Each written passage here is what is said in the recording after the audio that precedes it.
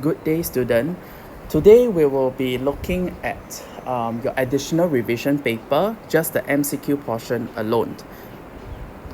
So let's move on. Question number 1. Write 5,007,003 in numerals.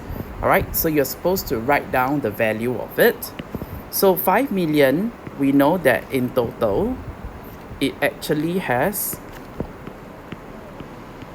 6 0 altogether. So 5 and then 1, 2, 3, 4, 5, 6. These values needs to be filled in. Okay, so this is your ones place, this is your tens place, hundreds place, thousands place, 10,000s place, and 100,000s place. Alright, so this is your 7,000, which goes into your thousands place, so it's 7 is here, and 3, which is in your ones place. So therefore, when you combine it together, you are actually looking at 5,007,003, and that gives us the answer of number 3. Next, arrange the following decimals from the greatest to the smallest. So if you look at it, right, we always take a look at the whole numbers. Now, if you were to realize your whole numbers in this case are all the same, 15, 15, 15, 15. Therefore, we always go on to then look at the first decimal place. So the first decimal place carries the greatest value. So between these 4, obviously the 7, this 2 over here would be greater than this other 2. Next, to determine which is the greater one between these two, we would then look at the second decimal place. So the second decimal place between these two would be 0 and 6. So between option A and option B, we will say that option B is actually the greater one between these two. Reason being that this is a 6 and this is a 0 at decimal place 2. So given that is the case, we would say that this is the greatest. And then after that, this is the second greatest.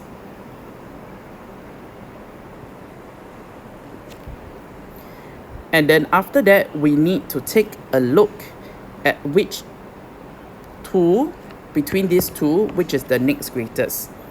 So the first decimal place for these two number is a 6. We will go on to look at the second decimal place. So for A is a 7, and for B it is actually a 0. So comparing these two, this first one, A, is actually the biggest. And therefore, you would have your answer as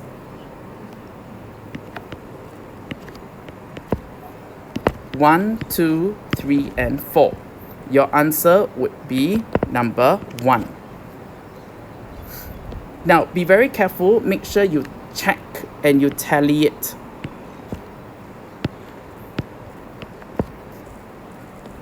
Next, question number 3. How many fifths are there in 3, 1 over 5? So fifths just means 1 over 4. So if I ask you, how many 6 are there, then it's 1 over 6. Alright, so in this case, they are asking you how many fifths are there, how many 1 over 5 are there. So to do that, we will take 3 1 over 5 divided by 1/5 to find the number of 1/5.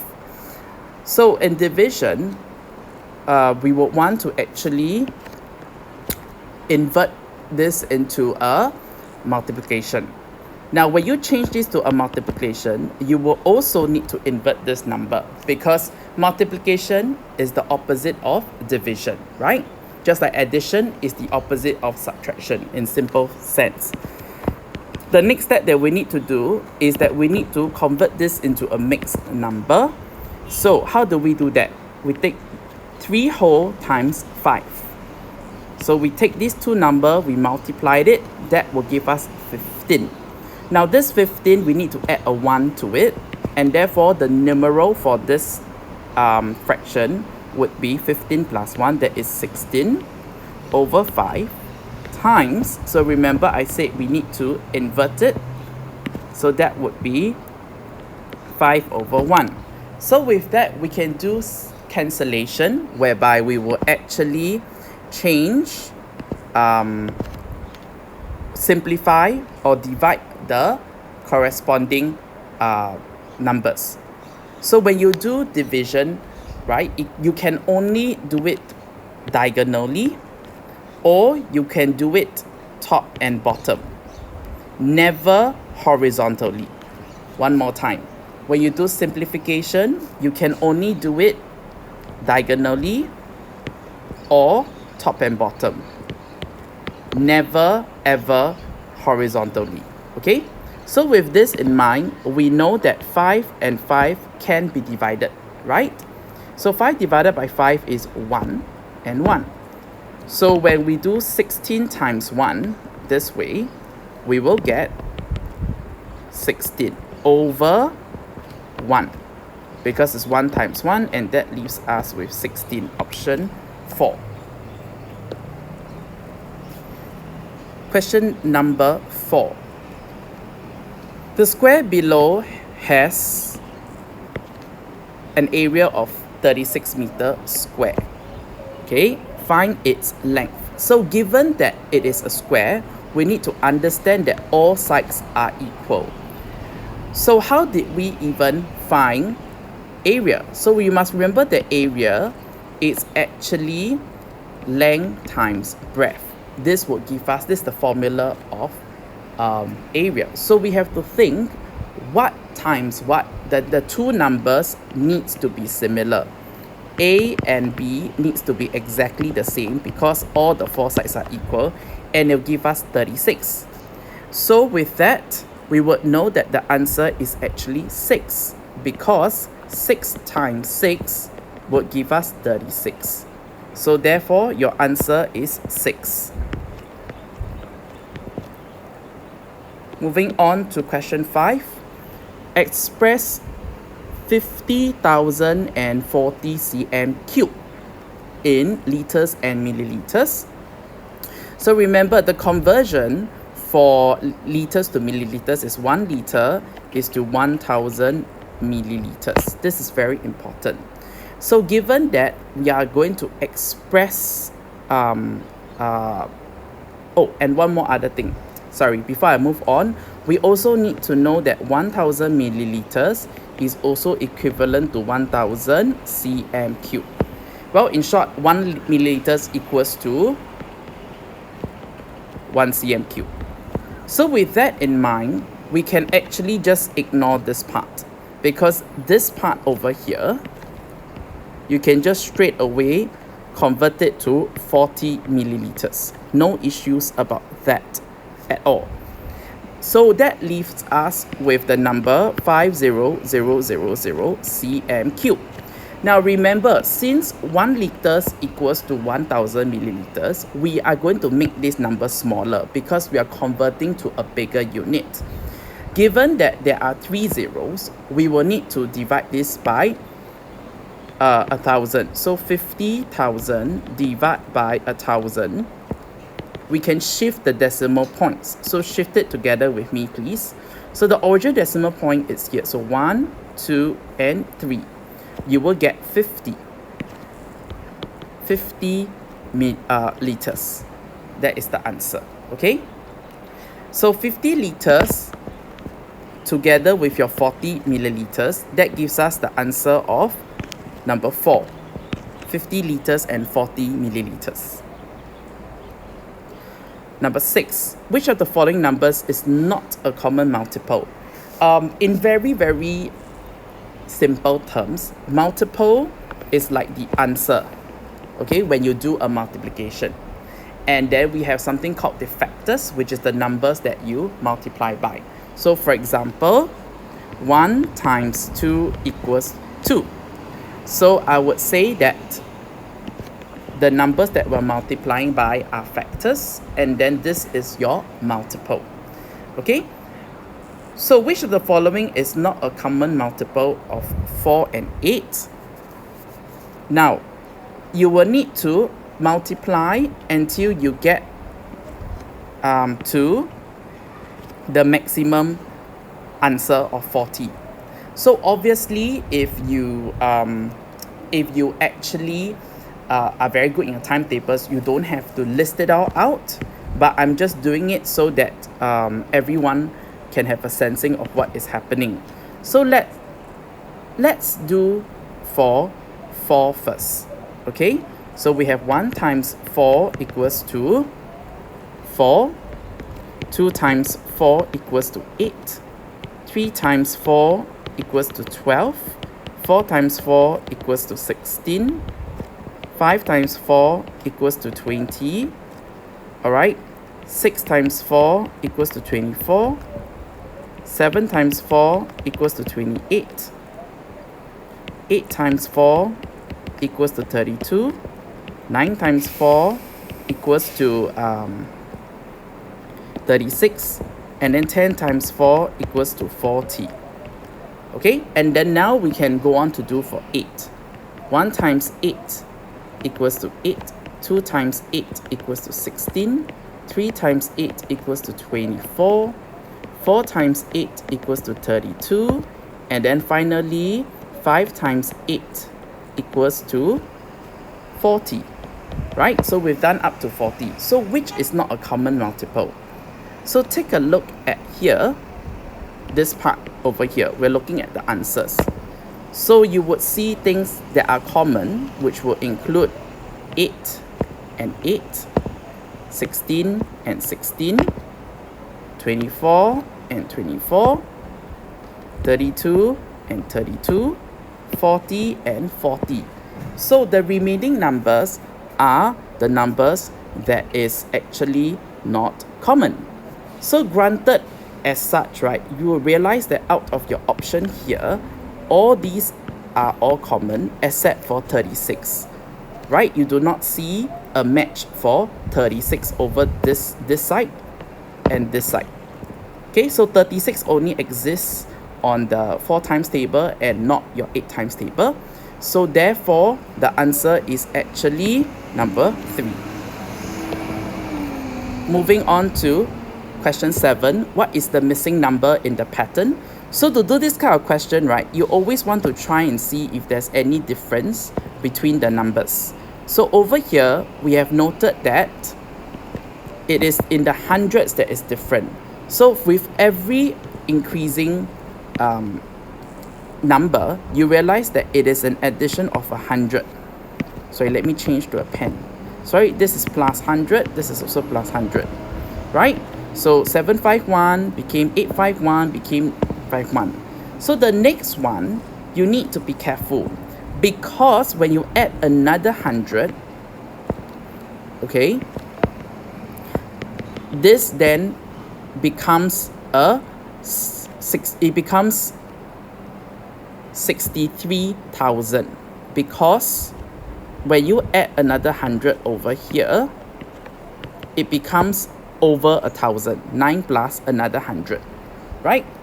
So therefore, the answer over here is actually 63051. Okay, and then you check. If you add another 100 here, does it give you this answer? And yes, it does. So therefore, I can confirm that my answer is actually number 2. Alright, moving on. Express 9.017 as a fraction. So I'm going to ignore the whole number part, because whole number is already whole number. It doesn't matter.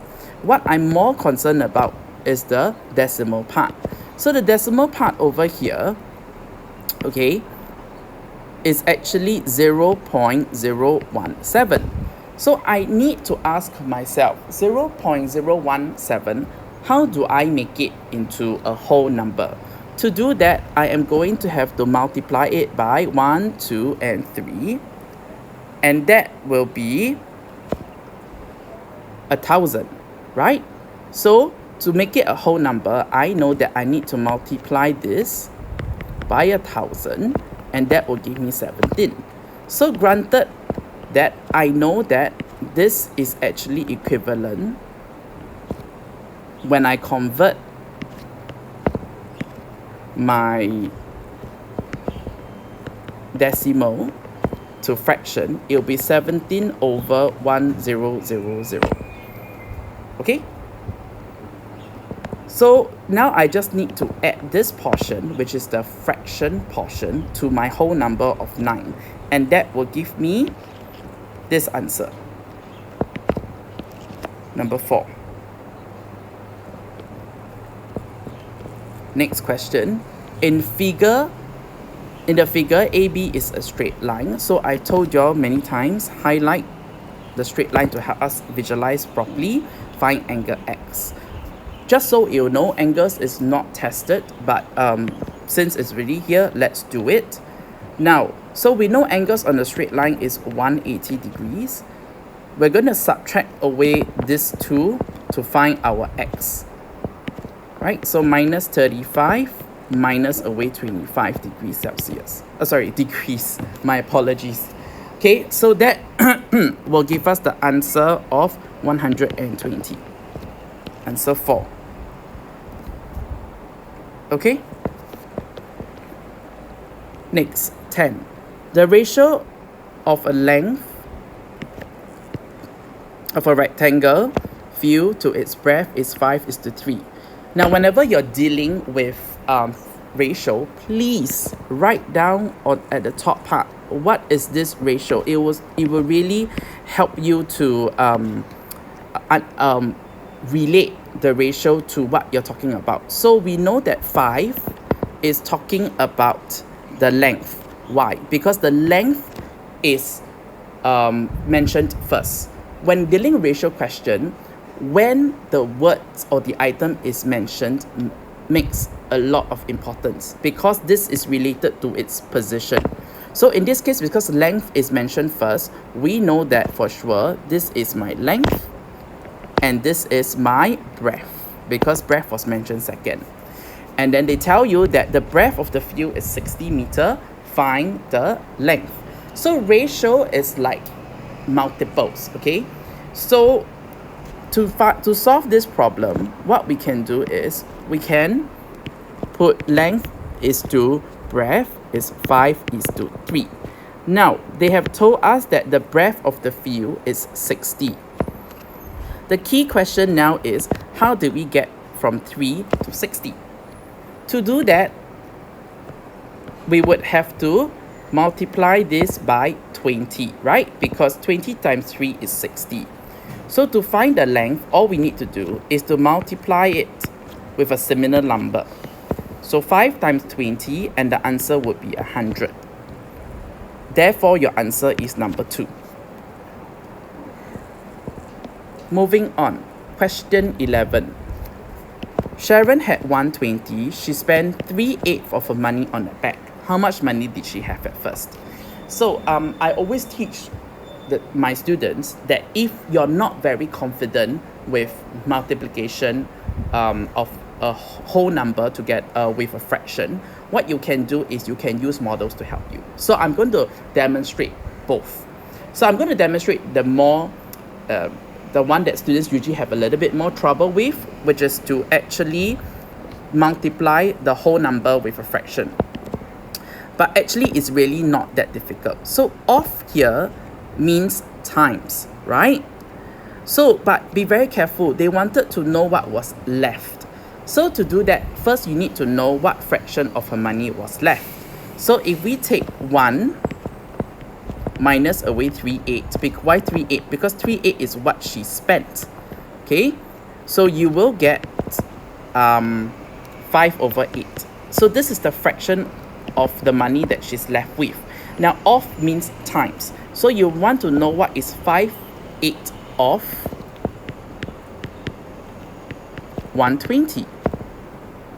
So if we go ahead and do some really simple calculation, we would know that 120, when you simplify, okay, divided by 8 would be 15. And 5 times 15, that would be 75. So she would have left with $75.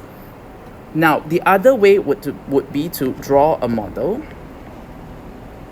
So not very difficult. So remember, I told you that the denominator tells you how many units or how many parts or units to actually divide your model into. So in this case, they said 8, and then they told you that they spent 3 out of 8 of it on the back, and what they're asking for real is what is remaining. So given that the whole amount was 120, what you can do if you use parts and units to solve this is that you want to always find out what is 1 unit. So we know that 8 units would be 120. So therefore 1 unit would be 120 divided by 8, and your answer would be 15. Now you have 1, 2, 3, 4, 5 units. So 5 units will be 15 times 5, and your answer will also be 75. Okay? Next, question 12. In figure, AOB, BOE, and COF are straight lines. So once again, we can highlight them. AOD, BOE, and COF. These are all straight lines. Find angle COD. So where is this COD? I'm going to just highlight it for you. COD, which is this part over here, right? COD. So therefore, they want us to find what is this angle. Now, looking at this, we actually know that this angle over here is the same as this angle over here. Why? Because angles on the opposite side, okay, are actually equal. So with that, if I find what is this angle over here, I will have found this side. So given that this is a straight line, all I need to do was to take 180 degrees, subtract away this 2. So 180 minus away 36 minus away 59. Your answer would be 85. Okay? So if this is 85 degrees, this will also be 85 degrees. Next, the usual price of a microwave is $260.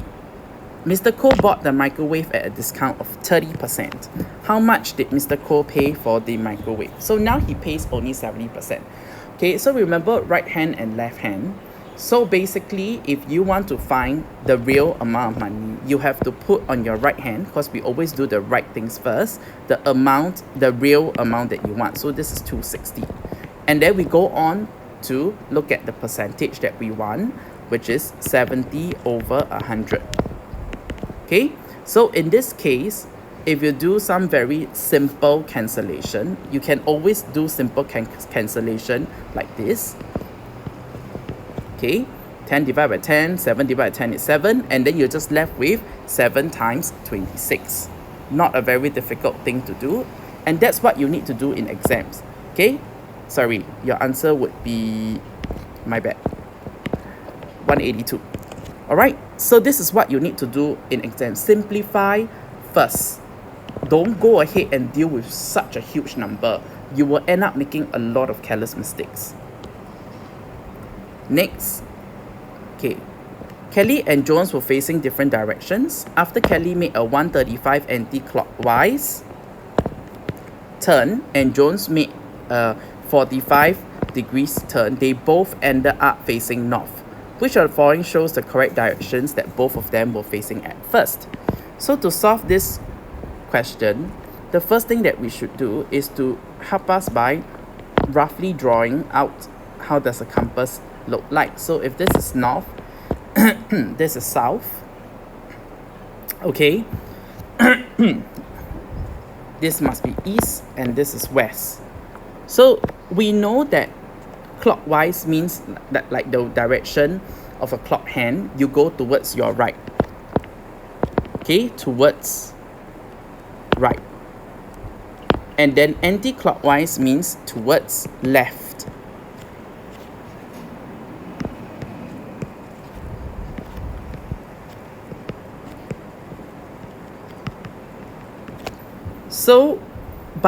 So we work backwards. They told you they both ended up facing north, right? So let's start with Kelly. So she told you she turned anti-clockwise, which is in this direction. So we have to turn back the way. So she was facing this at the end of the day, right? So if she turns 180, she would be at south, correct? Now, don't forget, we need to fill in the direction that's in between as well. So this is actually northeast, southeast, southwest, and northwest. Okay? So every angle here, right? That just in case you didn't know, is 45 degrees. Okay, every single notch, every single angle here is all 45 degrees. So we can let's start off by Kelly. So Kelly made an anti-clockwise turn. So that means she turned this way first. So to actually find initially where did she turn, we have to turn clockwise. So from here, clockwise means this direction. So 45, then we have 90, and then after that we have 135. So basically we have already found where she stood. So Kelly stood at southeast. And now let's do for Jonas. Jonas made a 45 degrees anti-clockwise. That means he made a clockwise turn. That means he actually turned in this direction.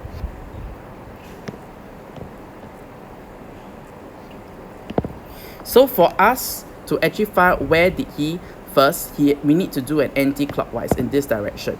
So 45 degrees is just this way, right? It's just here, just one step here, and that will give us northwest. So this is Jonas.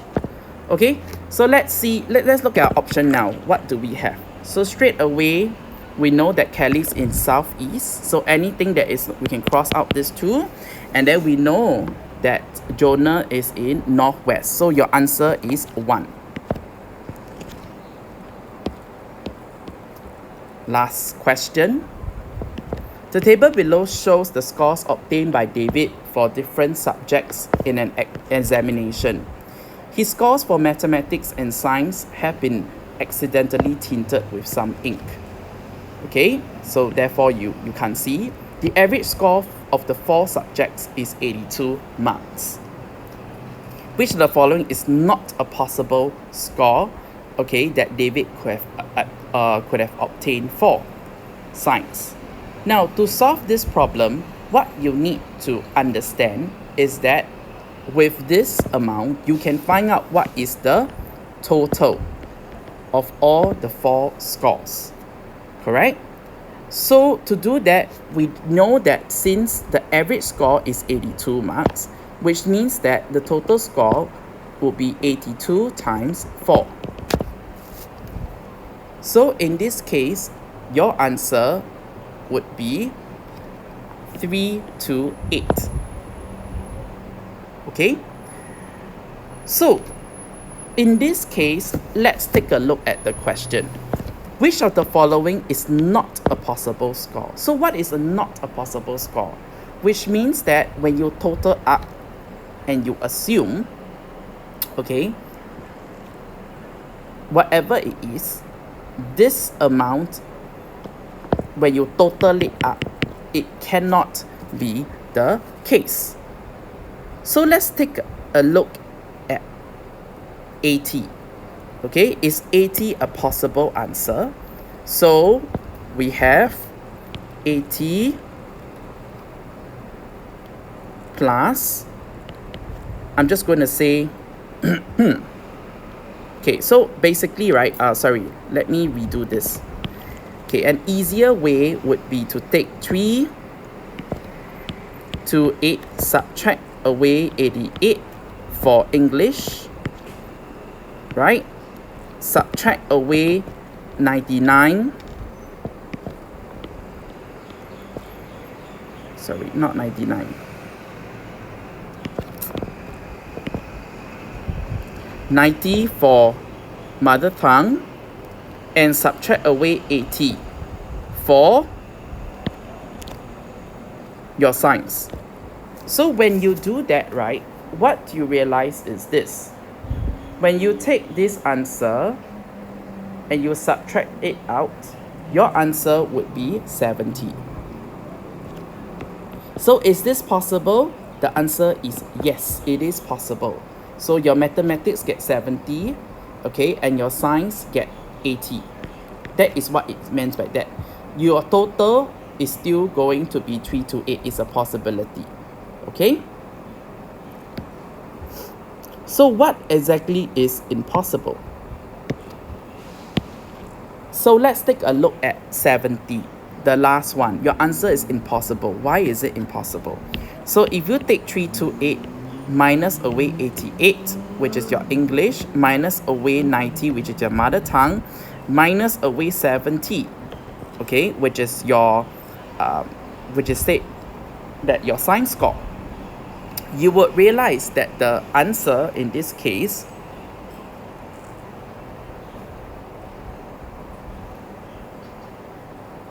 is actually 80. So when this is 80, what it means is that since this score is for your science, then this score must be for your math, right? Which is not possible. Why is it not possible? Because look at here, what does it say? It says that your mathematics, the first number, okay, in the 10th place is a 7. So if your science is going to be 70, it becomes 80. You must have scored 80 for your math, which is not possible because it's already clearly stated that it's a 7 in the 10th place. So straight away, we know that the answer is 70, which is not possible. All right? If you have any questions, please come to me and I'll try to help you. Thank you.